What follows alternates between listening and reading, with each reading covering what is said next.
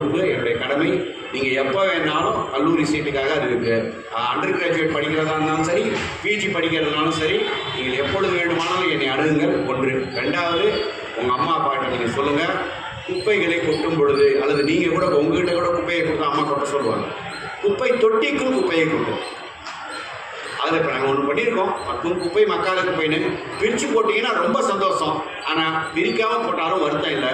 ஆனால் குப்பைகளை கண்டிப்பாக நம்ம ராயபுரமாக மாறணும்னா சட்டமன்ற உறுப்பினர் மாத்திரம் முயற்சி செய்தால் மாறிவிடாது. மக்களாகிய உங்களுடைய ஒத்துழைப்பும் இருந்தால்தான், குறிப்பாக ஸ்டூடெண்ட்ஸ் கம்யூனிட்டி தான் நம்ம என்ன பண்ண முடியும். நம்ம ஏரியாவை நம்ம ராயபுரமாக இருக்கட்டும், ஆர்கே நகராக இருக்கட்டும், திருவச்சூராக இருக்கட்டும், ஸ்டூடெண்ட்ஸ் கம்யூனிட்டி நீங்கள் தான் அவங்க என்ன பண்ண முடியும், இந்த மாற்றங்களை உருவாக்க முடியும். ஆசிரியர்களுக்கும் இந்த தகவலை சொல்லி வாய்ப்புக்கு நன்றி பாராட்டி, நம்முடைய தமிழக முதல்வர் இப்போ 10 லட்சம் மாணவர்களுக்கு +1 படிக்கக்கூடிய மாணவர்களுக்கு இந்த மிதிவண்டியை வழங்குகிற நிகழ்வு இப்போ தமிழ்நாடு முழுக்க நடைபெற்றுக் கொண்டிருக்கிறது. அந்த வகையில் நம்முடைய ராயபுரத்தில் ஒவ்வொரு பள்ளிக்கும் சென்று இதே மாதிரி மாணவர்களை பேசி சந்தோஷம். எனக்கு ரொம்ப சந்தோஷம், மாணவர்களை பேசுகிறோம்னா எனக்கு சந்தோஷம்.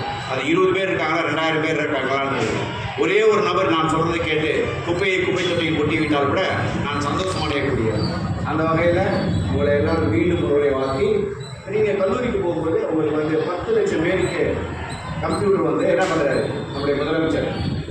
இந்த 5 வருஷம் அந்த திட்டத்தை தொடங்கி 10 லட்சம் பேருக்கு கம்ப்யூட்டர் கொடுத்து போகிறாங்க.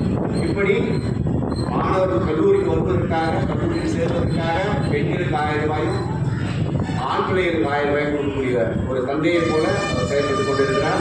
அதே போல் இன்றைக்கி தமிழ்நாடு முழுக்க உள் விளையாட்டு அரங்குகள், விளையாட்டு மைதானங்களை உருவாக்கி தமிழக முதலமைச்சர் ஸ்போர்ட்ஸ்க்காக மிக மிக அதிக அளவு கேர் எடுத்து இன்றைக்கி இந்தியாவில் அதிக ஸ்போர்ட்ஸ் நடக்கக்கூடிய ஒரு மாநிலமாக நம்முடைய தமிழகம் சிறந்து விளங்கி வருகிறது.